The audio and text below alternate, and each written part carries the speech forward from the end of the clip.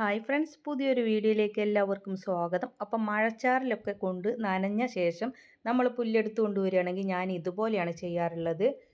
കവുങ്ങിൻ്റെ പട്ടയുണ്ട്, അതുപോലെ വാഴയിലയുണ്ട്, അതുപോലെ പനം പട്ടയുണ്ട്.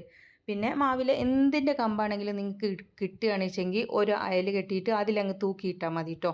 അപ്പോൾ അത് നല്ലപോലെ ഉണങ്ങി കിട്ടും, വെള്ളമൊക്കെ വാർന്ന് ആടുകൾ കഴിക്കുകയും ചെയ്യും കേട്ടോ. നമ്മൾ നനവോടെ അങ്ങ് കൊണ്ടുവന്നിട്ട് അടുക്കി വെച്ച് കഴിഞ്ഞാൽ അത് ആ വെള്ളം അതുപോലെ തന്നെ ഉണ്ടാവും. അപ്പോൾ നിങ്ങൾക്കും ഇതുപോലെ ചെയ്യാവുന്നതാണ്, ഏതാടുകളും കഴിച്ചോളും. പിന്നെ ഉണങ്ങിയാൽ അവർ കൂടുതൽ കഴിക്കുകയുള്ളൂ കേട്ടോ. അപ്പോൾ വെള്ളമൊക്കെ വാർത്തിട്ട് കൊടുക്കുക, വെള്ളത്തോടുക്കനെ കൊടുക്കാതെ. മുരിങ്ങയിലയുണ്ട്, എല്ലാം ഉണ്ട് കേട്ടോ, മാവിലയുണ്ട്. എന്ത് കമ്പാണെങ്കിലും നിങ്ങൾ കൊണ്ടുവന്നിട്ട് തൂക്കിയിടുക. പിന്നെ വെള്ളം നനവില്ലാത്താണെങ്കിൽ നിങ്ങൾക്ക് അടുക്കി വെക്കാം.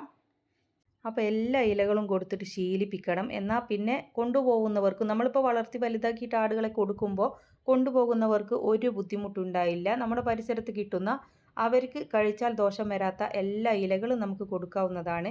ഇപ്പം ഞാനിവിടെ എല്ലാം കൊടുത്ത് ശീലമാക്കി വരുന്നുണ്ട് കേട്ടോ. ഇവർ കൊണ്ടുവന്നപ്പോൾ മുരിങ്ങയില, വാഴയില ഒന്നും കഴിക്കത്തില്ലായിരുന്നു.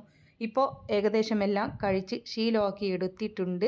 ഇപ്പോൾ പനമ്പട്ട, വാഴയില, നമുക്ക് കിട്ടുന്നത് എന്തും കൊടുക്കും. അവർക്ക് വയറിന് ദോഷമില്ലാത്തതെല്ലാതും നമുക്ക് കൊടുക്കാം.